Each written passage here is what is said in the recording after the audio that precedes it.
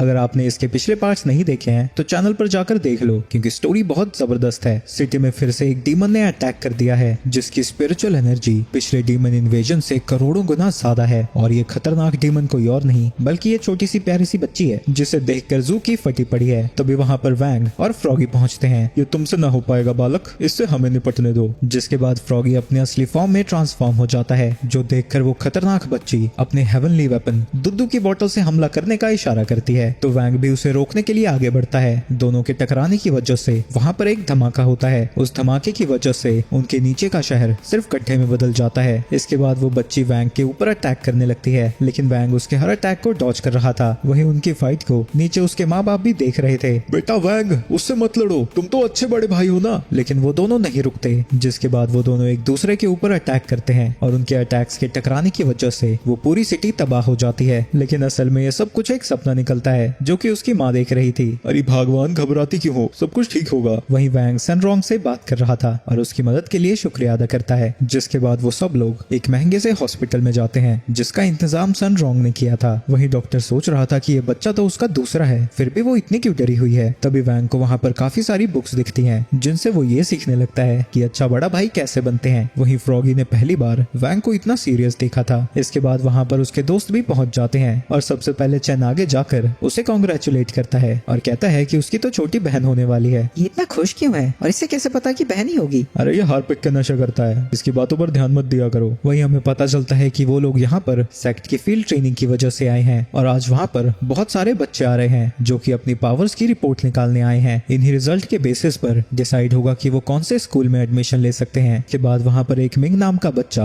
अपनी माँ के साथ आता है, जिसका साथी कह रहा था कि उसके मुकाबले यहाँ के सारे बच्चे चाय कम पानी हैं, क्योंकि इतनी कम उम्र में वो की रिफाइनिंग के 7th फेज पर पहुंच चुका है। जब से ये पैदा हुआ है मुझे तो यकीन है कि दुनिया पर राज करेगा। जिसके बाद मशीन पर चढ़ने पर पता लगता है कि उसकी उम्र 8 साल है, हाइट 145 सेंटीमीटर और वजन 260 किलोग्राम। जो सुन के सभी लोग हैरान हो जाते हैं क्योंकि इतनी कम उम्र में उसकी फिजिकल डेंसिटी बहुत ज्यादा है। मेरा बच्चा तो जरूर हेवन लेवल सेक्ट में जाएगा। तभी उसकी नजर वैंग पर जाती है और उसे याद आता है कि इसे उसने कार्ड्स की गेम में हराया था। अरे तुम तो वही हो ना, इतने बड़े होकर भी सिर्फ अर्थ लेवल सेक्ट में ही जा पाए। बोलना तो नहीं चाहिए, प्रकाश इसकी माँ इसके ऊपर गिर जाए। इसके बाद वैंग की माँ भी उस मशीन के ऊपर चढ़ने जा रही थी, लेकिन चन उन्हें रोक देता है और बताता है कि अब बच्चों के चेकअप इस मशीन से हो जाते हैं। सबसे पहले वो बच्चे की हार्ट बीट सुनते हैं। इतनी पावरफुल हार्ट बीट मैंने आज तक नहीं सुनी। वहीं मिंग को लग रहा था कि ये हार्ट बीट बिल्कुल एक गाने जैसी है। तभी उसकी नजर पीछे जाती है और वो देखता है कि वहाँ सारे लोग नाच रहे थे, जो देखकर वो हैरान हो जाता है। वहीं वैंग की माँ को समझ ही नहीं आ रहा था कि वो खुश हो या फिर रोए, क्योंकि अगर बच्चा फिर से पावरफुल हो गया तो वो पता नहीं कैसे उसे झेलेंगे।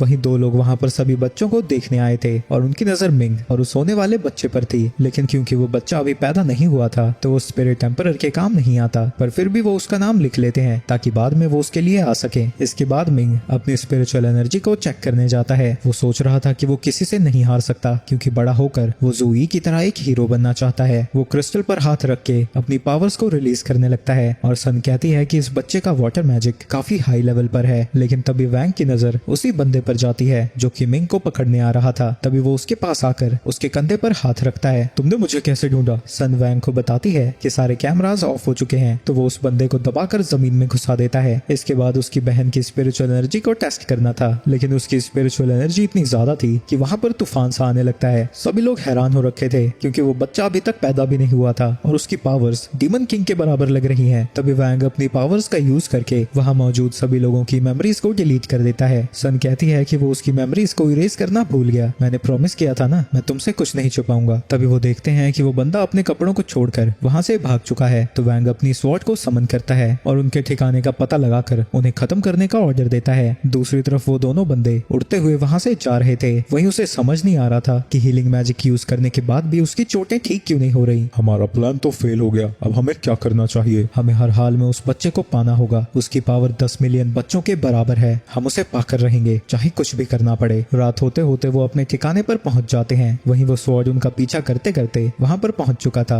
जिसके बाद जिंग के अपनी स्पिरिट फॉर्म में आकर उनके ठिकाने पर अटैक कर देता है, जिसकी वजह से वहां पर एक धमाका होता है और वो पूरी जगह खत्म हो चुकी थी। दूसरी तरफ मिंग दुखी हो रखा था तो सन और वैंग उसके पास आते हैं। उसे लगता है कि वो लोग उस पर हंसने आए हैं क्योंकि इक्विपमेंट के खराब होने की वजह से उसे अपना रिजल्ट नहीं मिलेगा। वैंग उसे बताता है कि वो कल तक ठीक हो जाएगा। इसके बाद सन उसे जू का स्टैचू देती है और कहती है कि वो जो चाहे बन सकता है। वो भागता हुआ कहता है कि उसे उन दोनों की मदद नहीं चाहिए, लेकिन जब उसकी आवाज उन तक नहीं पहुंचती वो बोलता है बिग सिस और बिग ब्रदर, मैं अपनी पूरी कोशिश करूंगा। इसके बाद हम किसी अजीब सी जगह पर पहुंचते हैं जहां पर इस बंदे को रिपोर्ट मिलती है कि कुछ रुकावटें तो आ रही हैं लेकिन उनका प्लान आगे बढ़ रहा है। इसके बाद हम स्वॉर्ड सेंट और एक और आदमी को देखते हैं। बधाई हो स्वॉर्ड सेंट, मैंने सुना है उस इविल स्वॉर्ड गॉड को हराने के बाद आपकी ताकत बहुत बढ़ गई है, लेकिन फिर भी आप इतने बूढ़े क्यों दिख रहे हैं? अरे वो तो बस लक था और मैं बूढ़ा इसलिए दिख रहा हूँ क्योंकि मैं अपनी एनर्जी को बचा रहा हूँ। तभी कोई जेल के अंदर से उनके ऊपर अटैक करने की कोशिश करता है, लेकिन पीछे से ये पावर रेंजर्स वाला रोबोट उसे रोक देता है। शंघाई की प्रेजेंट डिफेंसेस हर साल और ताकतवर होती जा रही हैं। इसके बाद वो उस सेल में जाते हैं जहाँ पर चन को बंद करके रखा गया था। अगर तुम्हें याद ना हो तो चन नानशुआन सीजन 4 का मेन विलन था। अंदर जाने पर स्वॉर्ड सेंट देखता है कि वो अजीब तरीके से बड़बड़ा रहा था, जो देखकर वो थोड़ा सा डर जाता है, लेकिन जब वो अपना चेहरा दिखाता है वो बिल्कुल ही मासूम सा दिख रहा था। वो बंदा बताता है कि उसका इनर डीमन निकाल दिया गया है, लेकिन उसकी कल्टीवेशन बहुत सिनिस्टर है तो उसे बांध कर ही रखना पड़ेगा, वरना उसका इनर डीमन फिर से वापस आ सकता है। इसकी पावर लेवल्स के हिसाब से इसे हेवनली लेवल के सेल में बंद होना चाहिए, लेकिन हेवनली लेवल सेक्ट में बहुत खतरनाक चीज है, उससे इसका इनर डीमन जरूर जाग जाएगा। इसके बाद हम वैंगलिंग और उसके दोस्तों को देखते हैं जिन्हें कि प्रिंसिपल बता रहा था कि उन्हें एनुअल फील्ड असाइनमेंट के लिए चुना गया है। इस मिशन के लिए उन्हें शंघाई प्रिजन में जाना होगा। उन्हें वहां की सिक्योरिटी को टेस्ट करना है, तो सेल्स को तोड़ने के लिए वो कोई भी तरीके का इस्तेमाल कर सकते हैं। जो सुन के सब वैंग की तरफ देखने लगते हैं क्योंकि इसका मतलब ये था कि उन्हें उस सेल को नहीं पूरे प्रिजन को ही दोबारा बनाना पड़ेगा। वही वैंग अपनी ही सोच में खोया हुआ था और वो याद करता है कि उसके माँ बाप ने उसे कोई सीक्रेट मिशन दिया है। इसके बाद उन सभी को ग्रुप्स में बांटकर प्रिजन में भेज दिया जाता है जहाँ पर स्वॉर्ड सेंट और वो बुढ़ा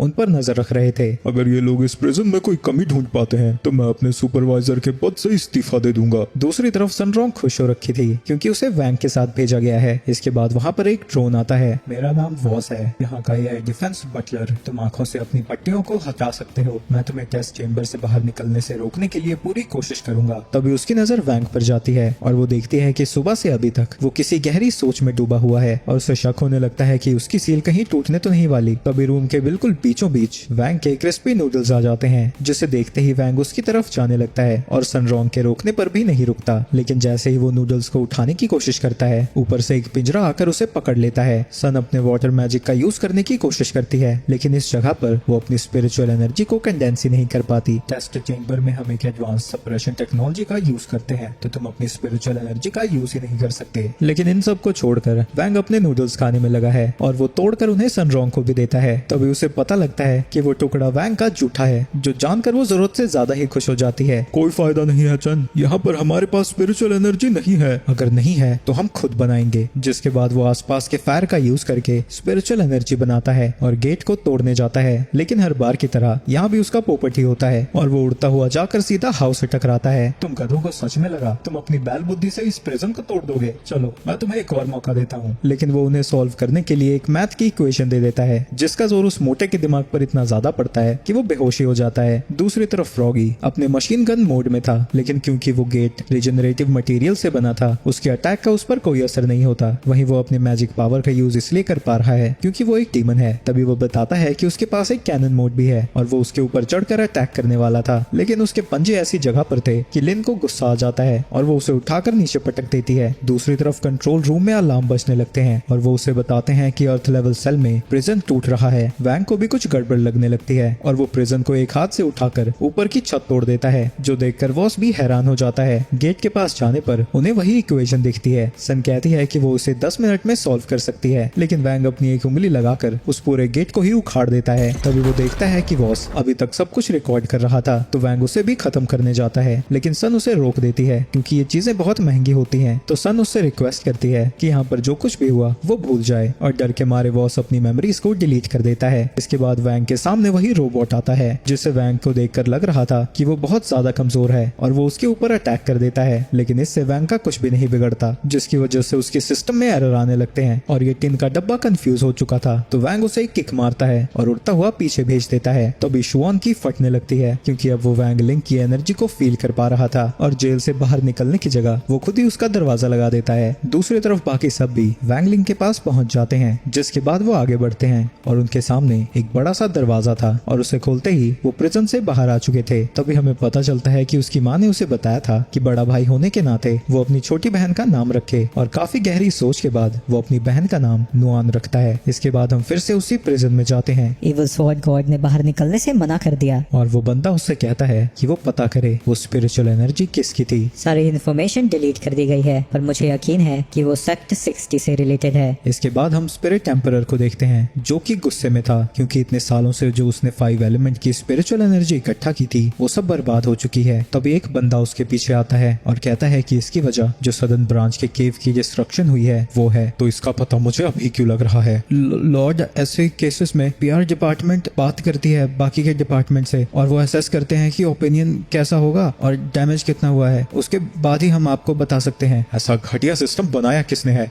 मास्टर, क्या आप भूल गए? इसे आप ही ने बनाया था। कल से काम पर मत आना। जिसके बाद वो उसे बर्फ में बदल कर वहीं पर खत्म कर देता है। तभी वहाँ पर उसका एक और चेला आता है जो बताता है कि ये इन्फॉर्मेशन शंघाई प्रिजन से किसी इंपॉर्टेंट बंदे ने भेजी है और उस फोटो में वैंग लिंग और उसका फादर था। दूसरी तरफ वैंग लिंग के पप्पा को लिखने में बहुत तकलीफ हो रही थी। तभी उसके बॉस का फोन आता है। अगर तुम लिखने में इतने घटिया ना होते तो मैं तुम्हें थोड़े और पैसे दे देता, साले गरीब। आगे हमें पता चलता है कि उसके पप्पा को इतनी ज्यादा टेंशन रहती है कि टेंशन के मारे वो बेचारा गंजा हो चुका है और विग पहनता है, जो देखकर वैंग और फ्रॉगी भी हैरान हो जाते हैं। वैंग की मॉम बताती है कि वो नई बुक लिखने की कोशिश इसलिए कर रहे हैं क्योंकि नुआन के पैदा होने के बाद उनके खर्चे बढ़ने वाले हैं, लेकिन वो कुछ लिख ही नहीं पा रहे। तभी वैंग अपने फादर के पास जाता है, आप सब कुछ मुझ पर छोड़ दीजिए, और वो अपनी पावर्स का यूज करने लगता है, लेकिन वैंग का फादर उसे रोक देता है। तुम भूलो मत, इस घर का हेड मैं हूँ, मुझे मेरा काम करने दो। जिसके बाद वो अपनी पूरी जी जान लगाकर वापस से लिखने में लग जाते हैं। अगले दिन सन रॉन्ग उसके घर पर आती है और कहती है कि इंस्पिरेशन के लिए उन्हें घर पर नहीं बाहर घूमना चाहिए, और फ्रॉगी उनके सफर के लिए एक सवारी गाड़ी में ट्रांसफॉर्म हो रखा है। तभी वैंग नोटिस करता है कि एक बंदे ने उन पर नजर रखी हुई है। रिपोर्ट के हिसाब से तो सबसे खतरनाक वो है जिसका नाम वैंग है, लेकिन इससे नल्ला इंसान तो मैंने आज तक नहीं देखा। जिसके बाद फ्रॉगी उन सभी को बिठाकर वहाँ से उड़कर जाने लगता है, जो देखकर उस बंदे की आंखें फटी रह जाती हैं, और इससे पहले कि उसे कुछ पता लगता फ्रॉगी जानबूझकर उससे जाकर टकरा जाता है। इसके बाद वो चैन चाओ के घर पर जाते हैं। मैंने सुना है तुम्हें लिखने के लिए इन्फॉर्मेशन नहीं मिल रही, आओ मैं तुम्हें अपनी तलवारबाजी दिखाऊं। इसके बाद वो दोनों बाप बेटा मिलकर अपनी फैमिली स्वॉट टेक्निक उसे दिखाते हैं, और चैन की टेक्निक को देखकर उसका बापू इंप्रेस हो जाता है और उसकी तारीफ करता है, जो सुनकर चैन खुशी के मारे वैंग को गले लगा लेता है। चैन के फादर उससे कहते हैं कि वो अभी और आगे बढ़ सकता है, उन्हें उस पर भरोसा है। जिसके बाद वो अपनी तलवारें वैंग और उसके फादर को देते हैं ताकि वो भी इसे ट्राई करें। तभी फ्रॉगी अपनी हेडलाइट से उसकी तरफ कुछ इशारा करता है, जो सुनकर वैंग समझ जाता है कि वो बंदा फिर से उन पर नजर रख रहा है। ये आदमी जरूर स्पेशल है, इसने जानबूझकर उस बस से मुझे ठोका था। वहीं वैंग का फादर इतना ज्यादा कमजोर था कि वो उस तलवार को उठा भी नहीं पाता, और चैन के फादर को बीच में आकर उसे संभालना पड़ता है, लेकिन वो उसकी तारीफ करता है क्योंकि बिना किसी पावर्स के भी वो उस तलवार को उठा पाया था। जिसके बाद वैंग उस तलवार का यूज करके उस स्पाई की तरफ अटैक करता है, जिससे उस बंदे के कपड़े ही फट जाते हैं। ये स्ट्राइक काफी अच्छी थी, लेकिन तुमने उस एनर्जी को बाहर ही नहीं आने दिया, तुम बेहतर कर सकते हो। वैंग उनकी एडवाइस के लिए उनका शुक्रिया अदा करता है। जिसके बाद वो चारों हाउ के घर पर जाते हैं, जहाँ पर हाउ एक सस्ते पोकेबॉल से पिकाचू की 3rd कॉपी को बाहर निकालता है। फिक्र मत करिए, मैं अभी इंस्पिरेशन आपसे बाहर निकालता हूँ। सनरॉन्ग पूछती है कि क्या वो ये सब झेल लेंगे, क्योंकि इलेक्ट्रिक बेयर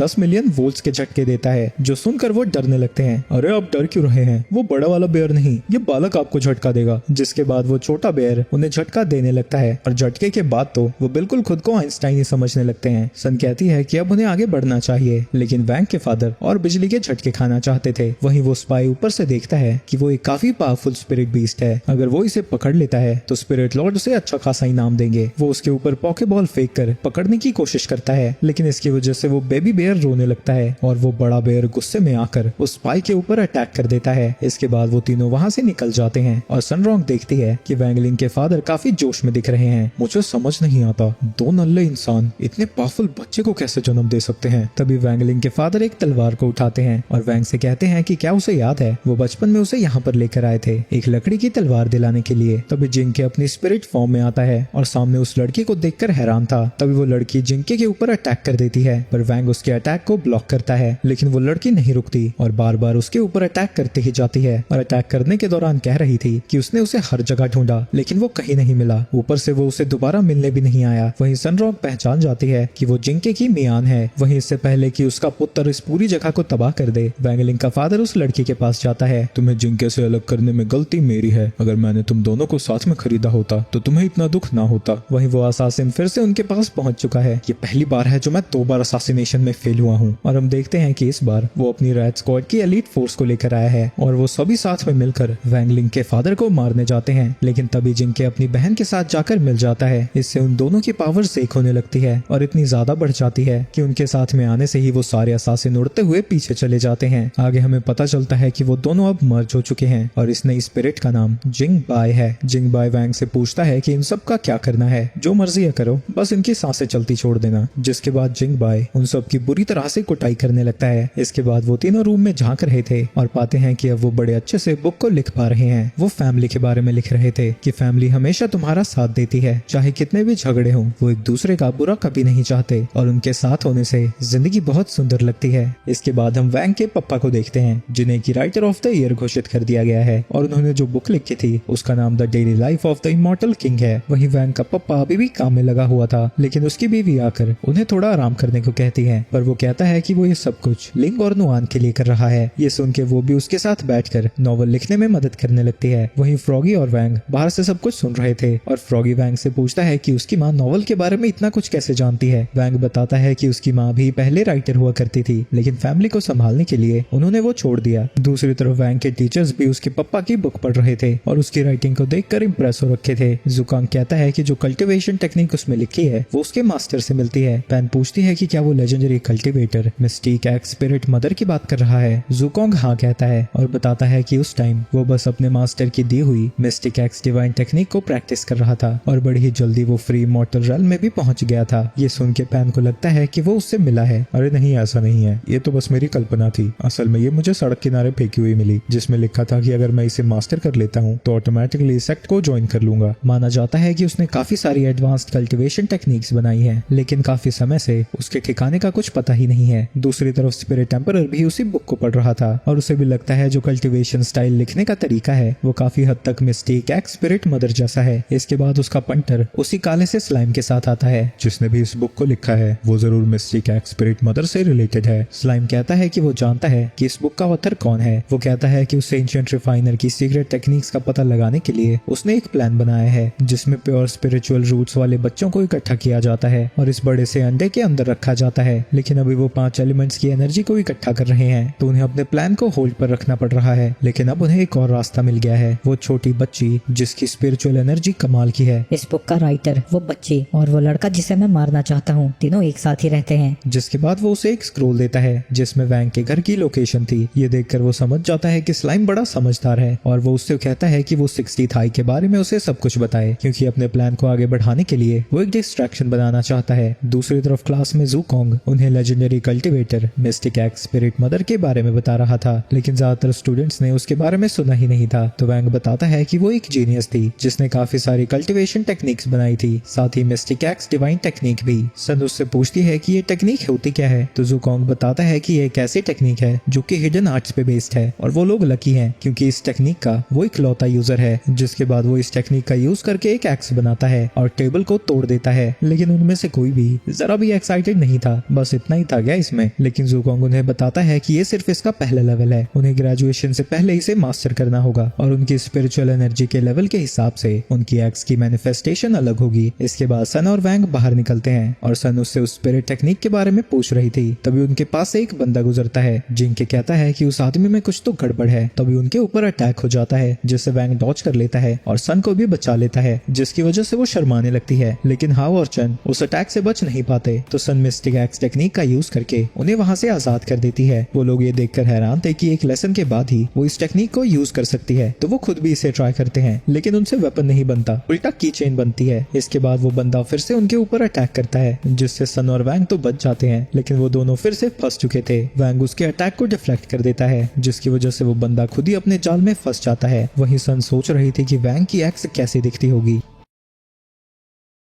पर फिर वो सोचती है कि उसे तो इसकी कोई जरूरत ही नहीं। रात को जू कॉन्ग 2 बंदों की कुटाई करता है, जिसके बाद उसे पता लगता है कि ये लोग यहाँ पर मिस्टिक एक्स डिवाइन टेक्निक के लिए आए थे और सोचने लगता है कि इस इन्फॉर्मेशन को लीक किसने किया। वहीं बाहर भी काफी सारे विलन्स आ रखे हैं जिनसे स्टूडेंट्स लड़ने की कोशिश कर रहे हैं, लेकिन जो स्टूडेंट्स कमजोर थे वो बेचारे डर के मारे दुबक के बैठे हुए हैं। तभी एक अंकल स्टूडेंट खड़ा होता है जिसके सर पर एक चेन लगी थी। जैसे ही वो चेन खुलती है वो हट्टा कट्टा मुस्टंडा बन के बाहर आता है, लेकिन वो विलन्स बड़ी आसानी से उसे हरा देते हैं, जो देखकर तुम्हारे माँ बाप की तरह बाकी के स्टूडेंट्स भी डिसअपॉइंटेड फील करने लगते हैं। इसके बाद जू कॉन्ग अंदर से बाहर आता है और सभी से कहता है कि जो टेक्निक उन्होंने आज सिखाई है वो उसका यूज करें। जिसके बाद वो सब लोग एक्स टेक्निक का यूज करते हुए उन विलन्स के ऊपर अटैक कर देते हैं। वहीं वैंग उस बंदे से पूछ रहा था कि वो लोग यहाँ पर क्या कर रहे हैं, लेकिन वो कहता है कि उसे कुछ भी बताने से पहले वो मरना पसंद करेगा। लेकिन वैंग अपनी पावर्स का यूज करके उससे सब उगलवाने लगता है। वो बताता है कि वो एक प्रेग्नेंट वुमन को किडनैप करने वाले हैं। ये सुनते ही वैंग अपनी बॉडी से बाहर निकलता है और सन को अपनी बॉडी का ध्यान रखने के लिए कहकर वहाँ से निकल जाता है। दूसरी तरफ वो गधे के बच्चे वैंग की माँ को किडनैप करने के लिए पहुंच जाते हैं, लेकिन तभी नुआन का और बाहर आने लगता है, जिसकी वजह से वो इतने ज्यादा डर जाते हैं कि वहाँ से दुम दबाकर भाग जाते हैं। लेकिन उसी वक्त वहाँ पर वैंग पहुंच जाता है और वही डिवाइन एक्स टेक्निक का यूज करता है, लेकिन वो सीधा 10th लेवल का यूज कर रहा था, हेवन मैनिफेस्टेशन। तुमने मेरी माँ और छोटी बहन को हाथ लगाने का सोचा भी कैसे। जिसके बाद वो उस टेक्निक को एक्टिवेट करता है और एक झटके में ही सारे के सारे विलन्स ढेर हो जाते हैं। वहीं वैंग की माँ खुश थी और नुआन से कहती है कि वो इतनी छोटी है फिर भी उसे प्रोटेक्ट कर रही है। तभी वैंग देखता है कि कोने में मिस्टिक एक्स डिवाइन टेक्निक की स्क्रोल पड़ी हुई है। एक सेकंड, कहीं वैंग की माँ ही तो स्पिरिट मदर नहीं है। इसके बाद हम जू और उसके एक साथी को देखते हैं जो कि जंगल के बीचों बीच एक कफन को खोलते हैं, जिसके खोलते ही उसके पीछे वही बंदा आता है जिसे सन और वैंग ने देखा था। लेकिन उसे देखकर वो दोनों डर के मारे भागने लगते हैं, लेकिन वो बंदा जू को पकड़कर जमीन पर दे मारता है। जिसके बाद वो उस लड़की के पास जाता है और उसके ऊपर अटैक करने वाला था, लेकिन तभी जू अपनी तलवार को उसके ऊपर फेंक देता है, लेकिन वो एक शील्ड बनाकर उसके अटैक को ब्लॉक कर देता है और फिर से जू को जमीन पर गिरा देता है। लेकिन तभी वो ट्रांसपोर्टेशन टेक्निक का यूज करते हैं और उनकी जगह पर पैन्स आ जाते हैं। फ्राइंग पैन्स आए हैं, क्या इमॉर्टल टास्क फोर्स यही कर सकती है? जिसके बाद वो अपनी जेब से वैंग के घर की पिक्चर निकालता है और कहता है कि अब उसकी बारी है। अगले दिन जू मिनिस्टर के पास जाता है और बताता है कि कल रात को वो इसी नाइट्स कल नाम की इविल ऑर्गेनाइजेशन से लड़े थे और इसका नाम डिलन है। इस ऑर्गेनाइजेशन का वाइस प्रेसिडेंट जो कई सालों से बच्चे गुम हो रहे हैं, 16th पे जो अटैक हुआ था और प्रिजन में जो गड़बड़ हो रही है, इन सब के पीछे इसी नाइट्स कल का हाथ है। मिनिस्टर डिलन के कल्टिवेशन लेवल के बारे में पूछता है। जू बताता है कि वो 9th level pinnacle stage free मॉर्टल master पर है, क्योंकि वो उसके ऑरा को जरा भी सेंस नहीं कर पाए थे। इसके बाद मिनिस्टर किसी को कॉल करता है और बताता है कि उसने जू को इस नाइट्स कल इन्वेस्टिगेशन का हेड बनाया है और जू से कहता है कि वो इस इविल ऑर्गेनाइजेशन को जल्दी से खत्म करे। वहीं जाते जाते जू की नजर पड़ती है कि मिनिस्टर के डेस्क पर भी वैंग के पप्पा की बुक पड़ी है। दूसरी तरफ जूकोंग के पास जियांग लू आती है और छिछोरी हरकतें करने लगती है, लेकिन जूकोंग कहता है कि उसके पास बहुत सारा काम है और वो देखती है कि कल जूकोंग छुट्टी ले रहा है क्योंकि कल के अटैक की वजह से वैंग की हालत बहुत बुरी थी और इसका जिम्मेदार वो खुद को समझता है, तो वो कल उसे देखने जाएगा। इसके बाद लू उसे वो इन्फॉर्मेशन देती है जो कि जूकोंग ने मांगी थी।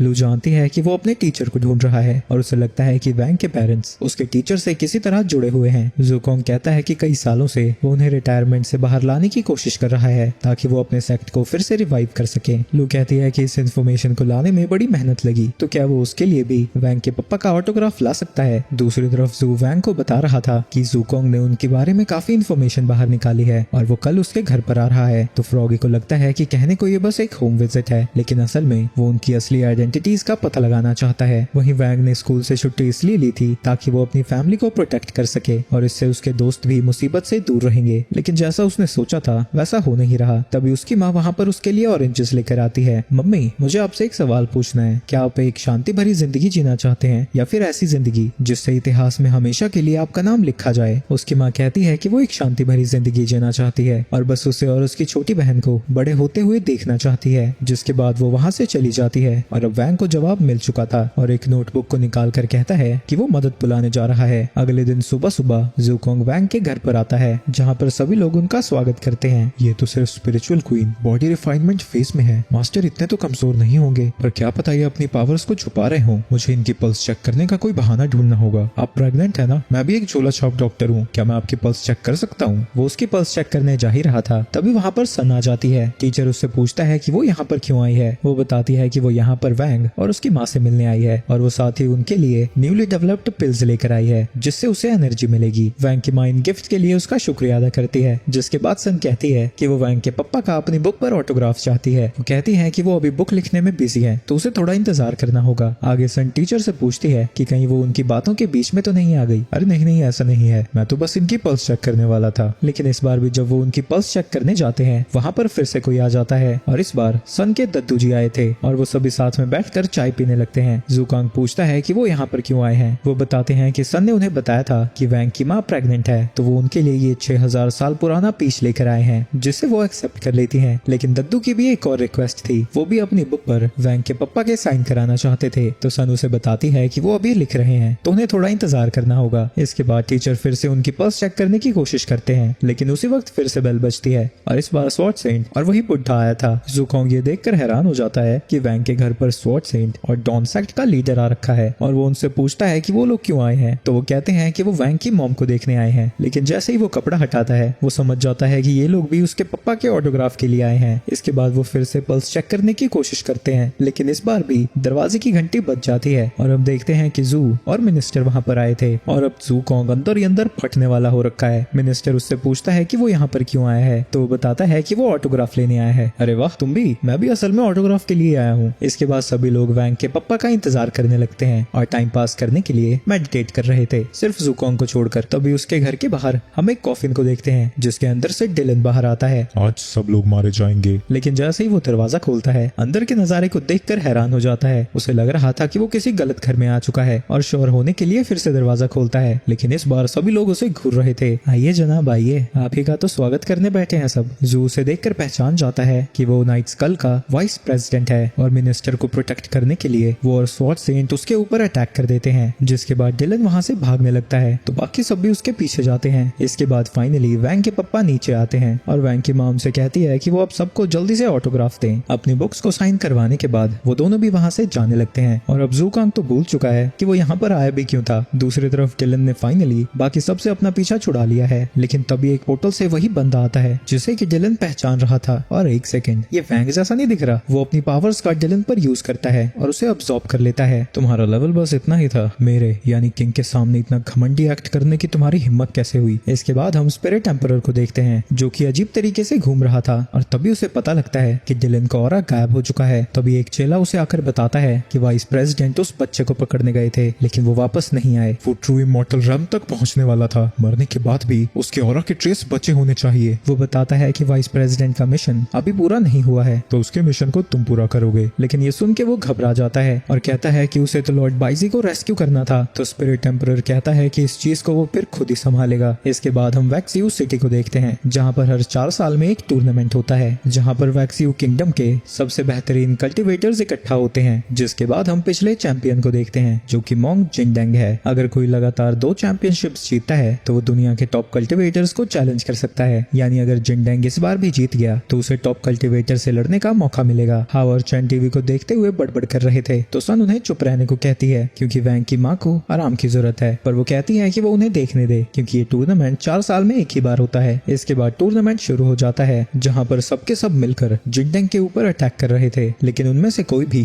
जिंगडेंग का कुछ भी नहीं बिगाड़ पाता। इसके बाद हम स्टेलर स्काई नेट फॉर्मेशन को देखते हैं और डॉन सेक्ट का लीडर बता रहा था कि फाइट के दौरान वो लोग बहुत सारी स्पिरिचुअल एनर्जी को रिलीज करेंगे और ये फॉर्मेशन उन सबको कंडेंस करती है जो कि फर्स्ट प्रिजन के डिफेंसेस को और ज्यादा मजबूत बनाती है। वो इतनी एनर्जी इकट्ठा करना चाहते हैं जिससे वो हेवन लेवल प्रिजन को सील कर सके। हमें पता चलता है कि मंक कहाँ से आया है कोई नहीं जानता, लेकिन उसकी पावर्स टॉप कल्टिवेटर जैसी हैं, यहाँ तक कि वो अपने हर अपोनेंट को सिर्फ एक ही अटैक से हर बार हरा देता है और उसकी ताकत को देखकर सभी को लगने लगा है कि वो टॉप कल्टिवेटर का ही स्टूडेंट है। दूसरी तरफ चन वैंग से पूछ रहा था कि मॉर्टल वर्ल्ड का टॉप कल्टिवेटर आखिर है कौन। किसी ने उसका चेहरा भी नहीं देखा। जब उसने टूर्नामेंट में हिस्सा लिया था वो भी काफी दूर से लिया था और वहीं से एक स्ट्राइक में सबको हरा रहा था। उसे लोगों ने आखिरी बार डीमन इन्वेजन के दौरान देखा था, लेकिन उस वक्त भी उसकी शक्ल कोई नहीं देख पाया, इसलिए उन्होंने रूल चेंज कर दिए और कल्टिवेटर्स को पार्टिसिपेट करने के लिए अब टूर्नामेंट के ग्राउंड में आना पड़ता है। अगर जिंगडेंग जीत गया तो टॉप कल्टिवेटर को आना ही होगा। लिन कहती है कि अगर वो नहीं भी आया तब भी कुछ नहीं होगा। ऐसी बात नहीं है, टॉप कल्टिवेटर को बहुत सारे लोग अपना रोल मॉडल मानते हैं। अगर वो नहीं दिखा तो कितने ही कल्टिवेशन की जर्नी को छोड़ देंगे। इसके बाद हम तब का सीन देखते हैं जब वैंग 9 साल का था और उसके पापा उसकी पावर्स को कंट्रोल करने के लिए टैलिस्मैन बना रहे थे। अगर तुम्हें कोई मास्टर मिल जाए तो वो शायद तुम्हें अपनी पावर्स को कंट्रोल करना सिखा सकता है। तभी वैंग वैंग को टूर्नामेंट का एक पोस्टर दिखता है जो देखकर उसे लगता है कि शायद उसे वहां पर अपना मास्टर मिल जाए। तो बिना अपने घर से बाहर निकले वैंग टूर्नामेंट में पार्टिसिपेट करता है और जीत भी जाता है। यानी जिस टॉप कल्टिवेटर की वो लोग बात कर रहे हैं वो वैंग ही है। दूसरी तरफ जिनटैंग ने अब सबको हरा दिया है, लेकिन एक ब्लू ड्रैगन नाम का बंदा उसके सामने आता है जो कि सेलेस्टियल रैंकिंग में 6th रैंक करता है, लेकिन मंक उसे भी